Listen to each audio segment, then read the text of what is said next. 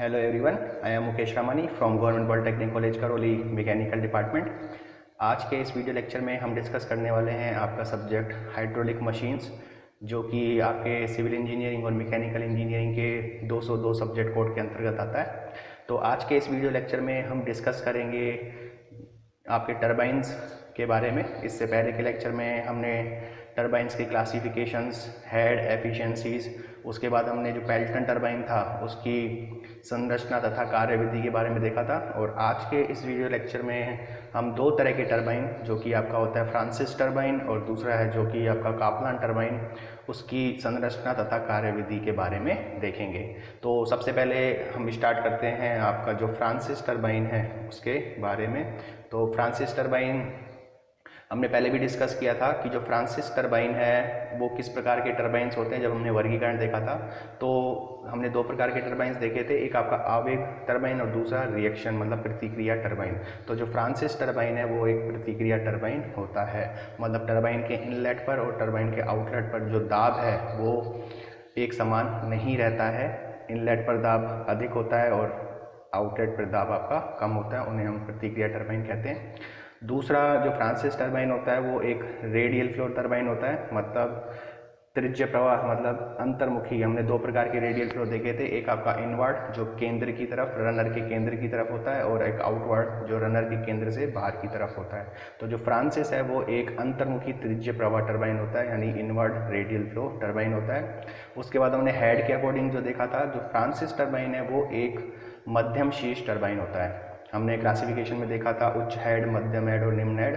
250 metre से अधिक head वाले उच्च शीर्ष टरबाइन कहलाते हैं। 60 मीटर से 250 मीटर तक के शीर्ष वाले टरबाइन आपके मध्यम शीर्ष टरबाइन कहलाते हैं, और 60 मीटर से कम वाले जो शीर्ष हैं वो आपके निम्न शीर्ष टरबाइन कहलाते हैं। तो फ्रांसिस टरबाइन एक आपका मध्यम शीर्ष टरबाइन होता है। और एक और क्लासिफिकेशन हमने किया था स्पेसिफिक स्पीड के अनुसार, विशिष्ट चाल के अनुसार। तो उसमें भी हमने निम्न विशिष्ट चाल, मध्यम विशिष्ट चाल और उच्च विशिष्ट चाल के बारे में देखा था। तो जो फ्रांसिस टरबाइन है वो आपका एक मध्यम विशिष्ट चाल टरबाइन होता है। तो ये तो कुल मिला के ये जो फ्रांसिस टरबाइन है उसकी फीचर्स या उसके आपके गुणों को बताता है कि एक प्रतिक्रिया टरबाइन होता है, अंतर्मुखी त्रिज्य प्रवाह टरबाइन होता है, मध्यम शीर्ष टरबाइन होता है और आपका मध्यम विशिष्ट चाल टरबाइन होता है। तो इसके बाद हम देखते हैं कि उसके अलावा अगर हम बात करें कि जो आजकल आधुनिक जो फ्रांसिस टरबाइन है वो एक मिक्स्ड फ्लो टाइप की टरबाइंस होती हैं, मिश्र प्रवाह की टरबाइन होती हैं, जिनमें पानी परिधि से प्रवेश कर केंद्र तक तो त्रिज्य दिशा में जाता है, लेकिन बाद में वहाँ से वो अक्षीय रूप से बाहर आ जाता है। तो इस प्रकार के टरबाइन को हम आधुनिक फ्रांसिस टरबाइन कहते हैं, मॉडर्न फ्रांसिस टरबाइन कहते हैं। तो इसके बाद हम डिस्कस करते हैं कि जो आपका फ्रांसिस टरबाइन है उसकी संरचना मतलब कंस्ट्रक्शन, मतलब उसमें कौन कौन से अवयव, एलिमेंट्स या कंपोनेंट होते हैं किसी भी एक फ्रांसिस टरबाइन में। तो फ्रांसिस टरबाइन की अगर बात करें तो फ्रांसिस टरबाइन में मुख्य रूप से 4 भाग होते हैं। पहला भाग होता है आपका सर्पिल आवरण, स्पायरल केसिंग। दूसरा आपका होता है गाइड वेन मैकेनिज्म। तीसरा आपका होता है धावक मतलब रनर, और चौथा आपका होता है ड्राफ्ट नली, ड्राफ्ट ट्यूब। तो इससे पहले हमने पेल्टन टरबाइन में देखा था, तो पेल्टन टरबाइन में आवरण होता था, नोज़ल होती थी और रनर होता था और एक ब्रेकिंग जेट होता था। लेकिन जो फ्रांसिस टरबाइन है उसमें ये जो 4 अवयव है ये इसके कंपोनेंट होते हैं, spiral casing, guide when mechanism, runner और ड्राफ्ट ट्यूब। तो एक एक करके हम इसको परिभाषित करते हैं कि ये जो कंपोनेंट हैं वो किस शेप, आकार के होते हैं और इनके क्या क्या कार्य होते हैं। तो सबसे पहले इन चारों को समझने के लिए हम अगर एक फ्रांसिस टरबाइन के जर्नलाइज्ड लेआउट पर या उसके डायग्राम के ऊपर जाएं तो वहाँ से सबसे पहले हम इन चारों जो भी पार्ट हैं उनको पहले डिफाइन करते हैं, उसके बाद इसकी परिभाषा हम व्यक्त करेंगे। तो सबसे पहले अगर हम बात करें इसके डायग्राम की, तो ये आपको एक डायग्राम दिखता है। ये जो डायग्राम है वो एक आपका फ्रांसिस टरबाइन का डायग्राम है। तो सबसे पहले हम इनके कंपोनेंट की बात करें तो सबसे पहला कंपोनेंट आपका था स्पाइरल केसिंग। ये आपकी जो दिखती है ये आपका होता है स्पाइरल केसिंग। क्योंकि हमने पहले भी डिस्कस किया था कि जो प्रतिक्रिया टरबाइन है वो पानी से पूरे भरे हुए चलते हैं और वहाँ पे प्रेशर का रोल भी होता है। तो ये एक एयर टाइट केसिंग होती है और इसका आकार यहाँ से हम ये सकते हैं कि यहाँ से जो एंट्री है मतलब जो पेन स्टॉक से या पेन स्टॉक का जो एंड है वो ये एंड होता है और यहाँ से आपकी जो केसिंग है वो शुरू होती है। मतलब जो पेन स्टॉक से पानी निकलता है वो सीधे इस एयर टाइट केसिंग में एंटर करता है, प्रवेश करता है। स्पाइरल केसिंग के कई सारे कार्य होते हैं। स्पाइरल केसिंग का सबसे पहला कार्य तो ये होता है कि ये रनर को चारों तरफ से घेरे हुए रहता है और एयर टाइट रहता है। दूसरा जो स्पाइरल केसिंग है, इसका जो फ्लो की दिशा में जो एरिया है ये आपको दिखता है, फ्लो की दिशा में एरिया धीरे धीरे धीरे आपका कम होता जाता है। ऐसा इसलिए होता है कि जैसे ही यहाँ पानी प्रवेश करता है तो पानी इस रनर की तरफ एंटर करता जाता है, तो जिससे फ्लो की डायरेक्शन में आपकी जो डिस्चार्ज है उसमें कमी आती जाती है, निस्सरण में कमी आती जाती है। तो इस हिसाब से अगर डिस्चार्ज में कमी आती जाती और अगर इसका हम एरिया कांस्टेंट रखते तो वेलोसिटी आपकी कम होती जाती। तो इस एरिया को धीरे धीरे कम किया जाता है ताकि जो वेलोसिटी है उसको यूनिफॉर्म रखा जाए, अर्थात हर जगह से जो इस रनर पर वेग जाए वो एक यूनिफॉर्म यानी एक समान वेग से एंटर करे। इसलिए इसके एरिया को हम धीरे धीरे कम करते जाते हैं। तो ये तो बेसिक हुई आपकी जो स्पाइरल है वो। दूसरा पार्ट हमने देखा था गाइड वेन मैकेनिज्म, जो ये आपको दिखता है, ये हमने पहले बात की थी कि जो ये तो आपका सर्पिल आवरण हो गया। दूसरी अगर हम बात करें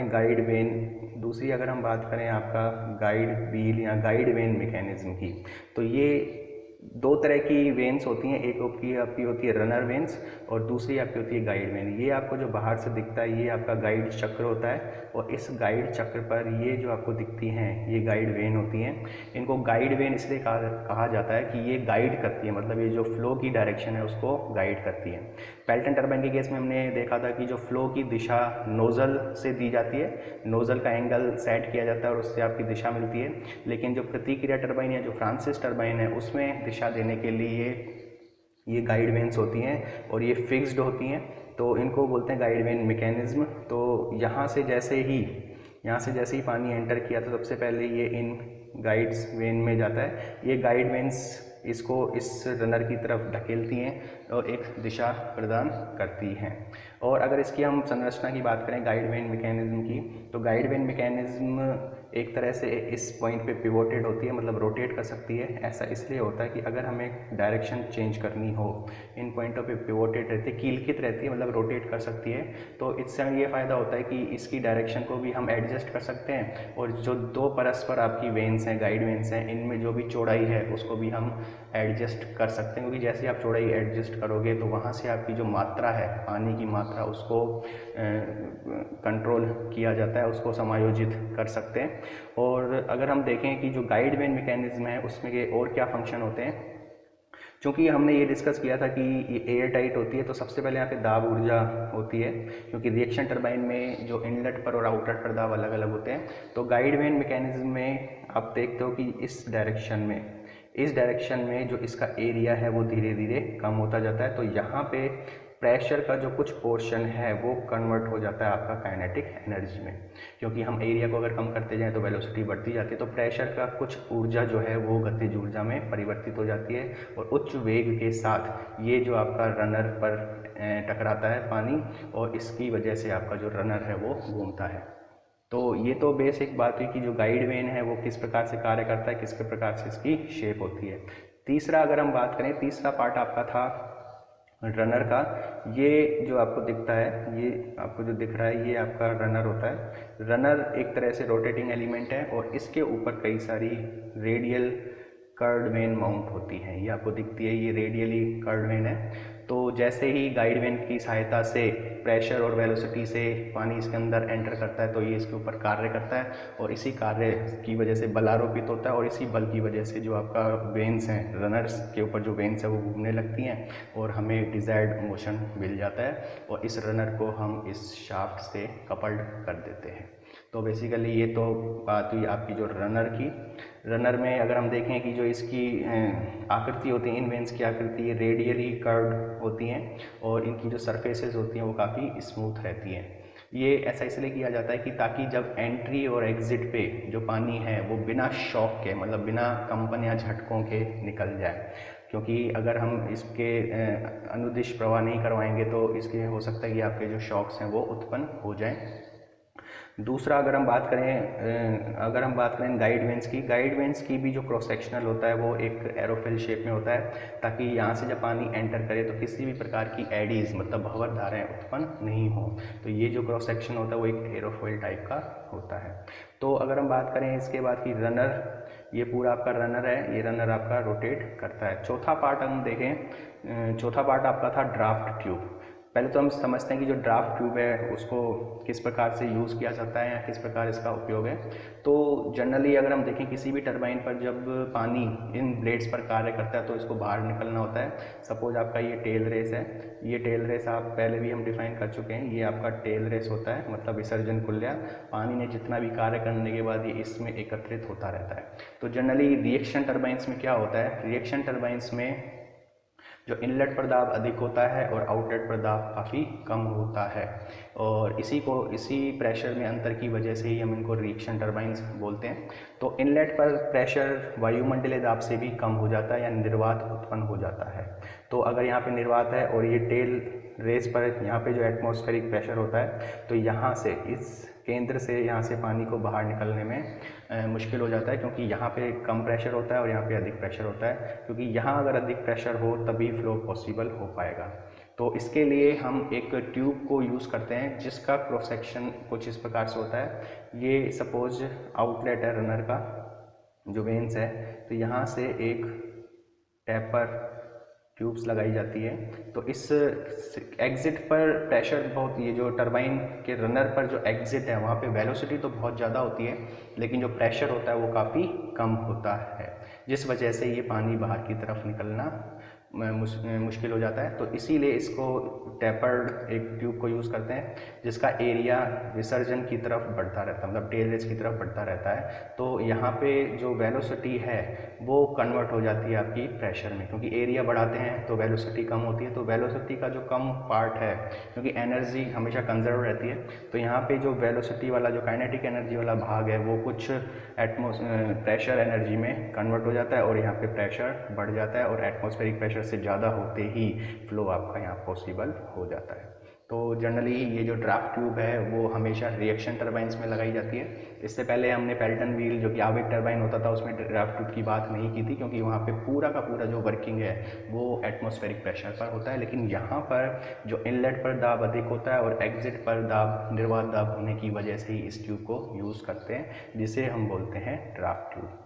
तो ये तो कुल मिला के एक जो रिएक्शन टरबाइन है, जो फ्रांसिस टरबाइन है, उसके बारे में हमने डायग्राम की मदद से देखा कि ये किस किस कंपोनेंट से मिलकर बना हुआ है। और अगर हम अब डिटेल में इसकी बात करें तो सबसे पहला है, हम पढ़ते हैं सबसे पहले जो आपका सर्पिल आवरण है, मतलब स्पाइरल केसिंग। इसमें आपका ये जो आवेग टरबाइन के विपरीत प्रतिक्रिया टरबाइन में आवरण का एक द्रव्य कार्य होता है। मतलब पेल्टन व्हील में तो जो केसिंग थी उसका कोई भी हाइड्रोलिक फंक्शन नहीं था, उसका कार्य केवल पानी को छिटकने से बचाना होता था। लेकिन जो आपका फ्रांसिस टरबाइन या रिएक्शन टरबाइन है उसमें इसका हाइड्रोलिक फंक्शन होता है। वो अभी हमने देखा कि ये हाइड्रोलिक फंक्शन कैसा होता है। तो ये आवरण इस प्रकार बनाया जाता है कि शुरुआत में इसका क्षेत्रफल अधिकतम हो तथा अंत में न्यूनतम हो। प्रवाह की दिशा में निस्सरण में कमी होती है। कमी इसलिए होती है क्योंकि गाइड वेन से वो जो पानी है आपका रनर तक जाता रहता है, तो पानी लगातार धावक में गाइड वेन्स द्वारा प्रवेश करता है।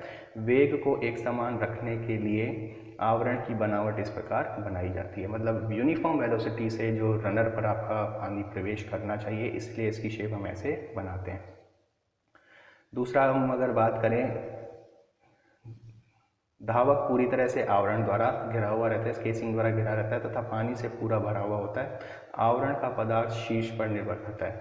ये जो केसिंग है वो किस मेटेरियल की होनी चाहिए वो डिपेंड करता है आपके हेड के ऊपर। तो ये वैल्यूज़ हैं, 30 मीटर तक के शीर्ष के लिए हम कंक्रीट या वेल्डन स्टील को यूज़ करते हैं, 90 मीटर तक के शीर्ष के लिए वेल्डेड रोल्ड स्टील को, और 90 से अगर शीर्ष ज़्यादा है 90 मीटर से तो हम कास्ट स्टील मतलब ढलवा इस्पात को उपयोग में लाते हैं। तो ये तो कुल मिला के बात हुई केसिंग की। दूसरी हम देख रहे थे जो आपका था गाइड वेन यंत्रावली। दूसरी जो आपकी थी गाइड वेन यंत्रावली, हालांकि हमने डायग्राम से डिस्कस किया था, लेकिन अगर हम बात करें इसकी थ्योरी की तो यहाँ से हम ये देख सकते हैं। यहाँ से अगर हम देखें कि जो गाइड वेन है इसको गाइड वेन को विकेट गेट्स, विकेट द्वार भी कहा जाता है। ये दो बल्लियों के बीच एक चक्र की तरह है जिसे गाइड चक्र कहते हैं, स्थायी रूप से बंधी होती है। इन गाइड वेन का परिच्छेद क्रॉस सेक्शनल मतलब एरोफेल शेप का होता है, अभी हमने डिस्कस किया था, क्योंकि एडीज उत्पन्न न होने पाए, जिससे पानी बिना भंवर एडी उत्पन्न करे गुजरता है।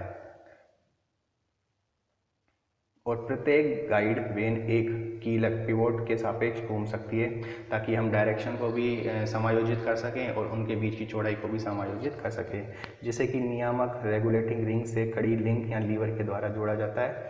यह वलय एक नियामक शाफ्ट से जुड़ी रहती है जो कि इन गाइड वेनों को खोलता है तथा बंद करता है।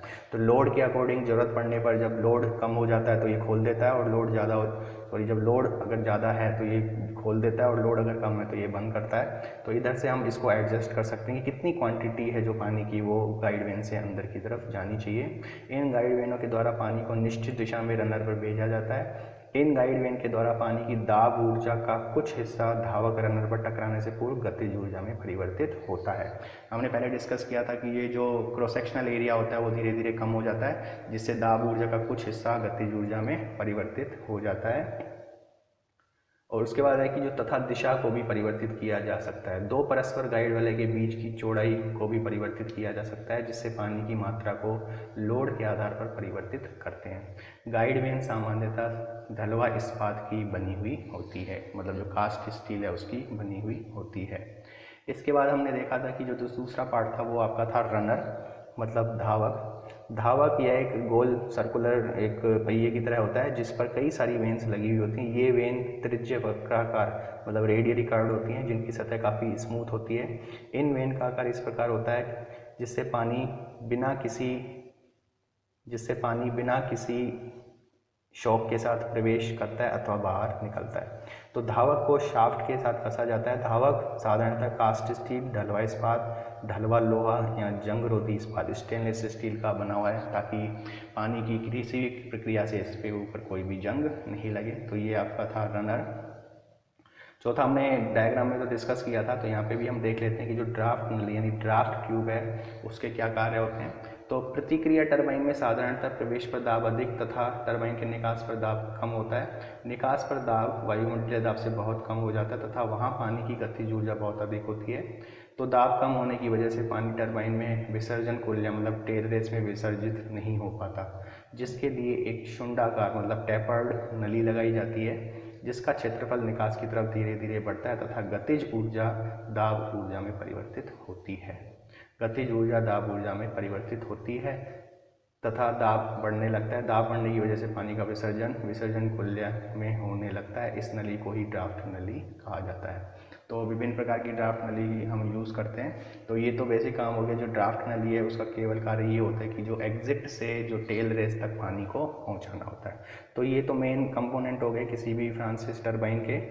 तो उसके बाद है कि जो फ्रांसिस टरबाइन है उसकी कार्यविधि मतलब working principle of Francis turbine.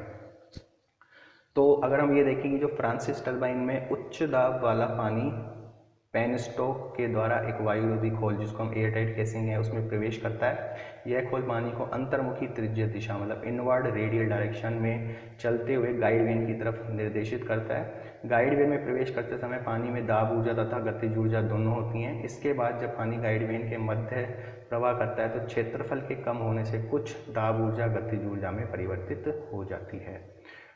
अतः रनर यानी धावक पर टकराने से पूर्व पानी में आंशिक रूप से दाब तथा गतिज ऊर्जा दोनों होती हैं। रनर की गति दाब में अंतर तथा संवेग में परिवर्तन के कारण होती है। ये जो दाब में अंतर के कारण जो गति है इसीलिए इनको प्रतिक्रिया टरबाइन बोला जाता है। इनको रिएक्शन प्रेशर बोला जाता है जिससे रनर की गति संभवित होती है।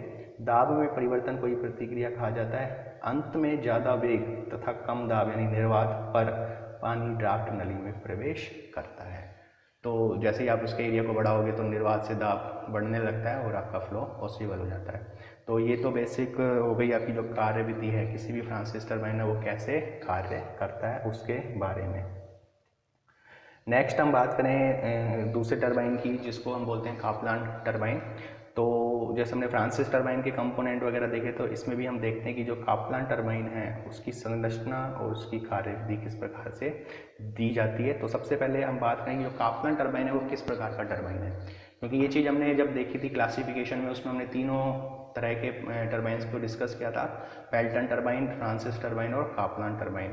तो कापलान टरबाइन हम देखें किस प्रकार का टरबाइन होता है। सबसे पहले जो कापलान टरबाइन है वो एक प्रतिक्रिया टरबाइन होता है, रिएक्शन टरबाइन होता है, मतलब इनलेट और आउटलेट प्रदाग अलग अलग होते हैं। दूसरा होता है अक्षीय प्रवाह टरबाइन, जैसे हमने पेल्टन के बारे में देखा था, वो एक टेंजेंशियल स्पर्श रेखीय प्रवाह टरबाइन होता है। फ्रांसिस आपका रेडियली मतलब त्रिज्य प्रवाह होता है। उसी प्रकार से जो कापलान टरबाइन है वो एक अक्षीय प्रवाह मतलब एक्सियल फ्लो टरबाइन होता है। ये जो टरबाइन होते हैं कापलान, वो निम्न शीर्ष टरबाइन भी होते हैं। जब शीर्ष आपका 60 मीटर से कम होता है तो वो निम्न शीर्ष टरबाइन में काउंट होता है। और उच्च विशिष्ट चाल टरबाइन होता है, मतलब स्पेसिफिक स्पीड जो होती है वो कापलान टरबाइन की अधिक होती है, इसलिए इसको उच्च विशिष्ट चाल टरबाइन कहते हैं। तो ये तो कुल मिला के बात हुई कि जो कापलान टरबाइन है वो किस वर्गीकरण के अंतर्गत आता है, उसको किस किस प्रकार से हम परिभाषित करते हैं। इसके बाद अगर हम देखें जो आपका कापलान टरबाइन है उसकी संरचना के बारे में, तो कापलान टरबाइन की संरचना में आपके मुख्य भाग ये होते हैं। पहला आपको होता है सर्पिल खोल स्पाइरल केसिंग, दूसरा आपको होता है गाइड यंत्रावली, तीसरा होता है धावक रनर एवं मुख्य शाफ्ट, और चौथा होता है आपका ड्राफ्ट नली। तो जनरली अगर हम सबसे पहले सर्पिल खोल, गाइड यंत्रावली और अगर ड्राफ्ट ट्यूब की बात करें, ड्राफ्ट नली की बात करें, तो इनकी बनावट लगभग जो आपका फ्रांसिस टरबाइन है उसके जैसा ही होता है। यह हम देख सकते हैं कापलान टरबाइन में सर्पिल खोल, गाइड यंत्रावली तथा ड्राफ्ट नली फ्रांसिस टरबाइन के समान होती है, परंतु कापलान टरबाइन का जो रनर होता है मतलब ये जो धावक होता है ये आपका भिन्न होता है फ्रांसिस टरबाइन से। तो ये किस प्रकार से भिन्न होता है, तो इसको हम पहले देखें। जो आपका ये यहाँ से हम देख सकते हैं कि जो कापलान टरबाइन में जो रनर होता है वो इस प्रकार से होता है। एक शाफ्ट पर इस प्रकार से आपका बॉस होता है या हब होता है, और इसके ऊपर इस चारों दिशाओं में पूरी पेरीफेरी में इस तरह से ब्लेड माउंट होती है। तो जनरली ये ब्लेडों की संख्या 4 से 8 के बीच में होती है। तो शाफ्ट के ऊपर ही आपकी जो ये वेन्स हैं ये माउंट होती हैं। तो यहाँ पे हम देख सकते हैं कि फ्रांसिस टरबाइन के समान होती हैं तीनों चीज़ें, तो फ्रांसिस टरबाइन के समान होती है, लेकिन जो रनर होता है, परंतु कापलान टरबाइन का जो धावक रनर फ्रांसिस टरबाइन के धावक से भिन्न होता है। कापलान टरबाइन का रनर बॉस की तरह होता है, ये बॉस की तरह होता है जो कि शाफ्ट का ही विस्तार है, मतलब ये शाफ्ट को विस्तार करके यहाँ बॉस होता है जिसके अंत में बॉस होता है। इसमें 4 से 8 आपकी ब्लेड्स होती हैं, ये आपको जो दिख रही हैं ये आपकी ब्लेड्स हैं। तो ये तो आपकी जो भी धावक है रनर है उसका शेप होता है किसी भी कापलान टरबाइन के लिए। और बाकी ये तीनों चीज़ें जो हैं आपकी स्पाइरल केसिंग है, गाइड वेन मैकेनिज्म है या ड्राफ्ट ट्यूब है, वो लगभग फ्रांसिस टरबाइन की तरह ही होती है। इसके बाद अगर हम बात करें कि जो कापलान टरबाइन है उसकी कार्यविधि कैसे होती है, तो कार्यविधि को समझने के लिए सबसे पहले हम अगर इसकी डिस्कस करें कार्यविधि कैसे होती है। पातनाल पेन स्टॉक के द्वारा पानी सर्पिल खोल स्पाइरल केसिंग में प्रवेश करता है तथा गाइड वेन की तरफ प्रवाह करता है। गाइड वेन पानी की मात्रा को लोड के अनुसार नियंत्रित करता है, जो कि हमने फ्रांसिस में भी देखा था किस प्रकार से उसकी मैकेनिज्म होती है। गाइड वेन के द्वारा पानी रनर पर टकराता है जिसमें दाब ऊर्जा तथा गतिज ऊर्जा दोनों होती हैं। वेन पर लगने वाला बल शाफ्ट को घुमाता है, क्योंकि जो वेन है वो शाफ्ट से माउंट होती है, तो वेन अगर घूमेगी तो शाफ्ट भी आपकी घूमेगी।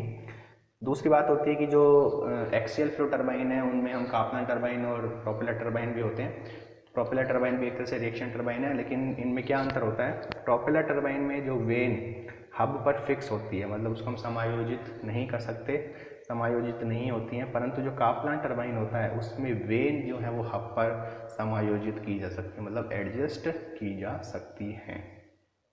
और अंत में जो आपका पानी है वो ड्राफ्ट नली के द्वारा टेल रेस में चला जाता है। और अगर हम एक डायग्राम की बात करें, जो कापलान टरबाइन के मुख्य अवयव या डायग्राम की बात करें, तो इस हिसाब से ये जो है ये स्पाइरल केसिंग होती है। पेन स्टॉक से ये स्पाइरल केसिंग में प्रवेश करता है। ये आपकी गाइड वेन है, ये आपकी गाइड वेन है। इस तरह से गाइड वेन का मतलब है गाइड करना, पानी की दिशा को गाइड करना। दूसरा अगर हम बात करें इसके रनर की, तो ये इसका रनर है, और इसके ये जो आपको दिखता है ये इसकी वेन्स हैं या इसकी ब्लेड है। हमने फ्लो के हिसाब से 3 तरह के क्लासिफिकेशन किए थे। एक आपका होता था स्पर्श रेखीय, एक होता था त्रिज्य, और तीसरा आपका होता अक्षीय। ये जितनी भी दिशाएं हैं ये रनर के रनर के ऊपर जो भी पानी की दिशा है या पानी जिस दिशा में टकराता है उसके हिसाब से। पेल्टन टरबाइन में हमने देखा था कि रनर की स्पर्शरेखीय दिशा में होता था। फ्रांसिस टरबाइन में हमने देखा था कि जो पानी है वो एक त्रिज्य दिशा में होता था। और यहाँ पे भी हम समझ सकते हैं कि जो पानी है वो अक्षीय दिशा में होता है। यहाँ अगर देखें ये शाफ्ट का एक्सिस है, अगर हम यहाँ पे देखें ये शाफ्ट का एक एक्सिस है, यहाँ से गाइड वैन के द्वारा पानी इस डायरेक्शन में यहाँ पे वर्क करता है। ये पोर्शन रनर का इनलेट हो गया और ये पोर्शन रनर का आउटलेट हो गया। तो यहाँ से पानी इसके टकराएगा तो ये एक इसके ऊपर एक बल आरोपित करेगा और इसके ऊपर बल आरोपित करेगा तो इसके कारण ये शाफ्ट इसके साथ घूमना शुरू कर देती है। तो यहाँ से हम देखते हैं ये एक अक्षीय है, क्योंकि इसमें जो डायरेक्शन है रनर पर पानी जो टकरा रहा है वो एक अक्षीय दिशा में होता है, इसलिए इसको हम एक्सियल फ्लो टरबाइन भी कहते हैं। और अंत में जो रनर, यहाँ पे हमने लिखा है इनलेट ऑफ रनर वेन, ये रनर वेन का इनलेट है, यहाँ से पानी एंटर करता है और ये आउटलेट है। और आउटलेट के बाद जो वेग है वो बहुत ज़्यादा होता है और प्रेशर आपका कम हो जाता है, जिसके लिए हम इस ड्राफ्ट ट्यूब को यहाँ आउटलेट पर लगा देते हैं। ये आपका ड्राफ्ट ट्यूब है। विभिन्न प्रकार की हम ड्राफ्ट ट्यूब पढ़ते हैं जो कि ये टेल रेस में जाकर आपका एग्जिस्ट हो जाता है। तो कुल मिला के ये काप्लान टरबाइन के मुख्य अवयव थे, जिसमें पहला आपका ये स्पायरल केसिंग था, दूसरा ये गाइड वेन मैकेनिज्म था, तीसरा आपका ये रनर था और चौथा आपका ये ड्राफ्ट ट्यूब था। और ये आपके मेन कंपोनेंट दोबारा देखें अगर हम, ये आपकी स्क्रॉल केसिंग हो गई पहले पार्ट की बात करें तो ये इसकी स्क्रॉल केसिंग हो गई। दूसरे पार्ट की बात करें तो ये गाइड वेन मैकेनिज्म हो गई। तीसरे पार्ट की बात करें तो ये उसका रनर वेन्स हो गया या धावक हो गया। और चौथे बात की बात करें तो ये इसकी आपकी ड्राफ्ट ट्यूब हो गई। और वर्किंग अभी हमने इसको डिस्कस किया। तो कुल मिला के ये आज के लेक्चर में हमने देखा कि जो फ्रांसिस टरबाइन है और जो काप्लान टरबाइन है उसकी जो संरचना होती है वो किस प्रकार से होती है, मतलब इन दोनों में मुख्य अवयव कौन कौन से होते हैं और इनकी जो कार्य विधि है, मतलब वर्किंग प्रिंसिपल, मतलब ये कैसे कार्य करते हैं, उनके बारे में आज हमने डिस्कस किया।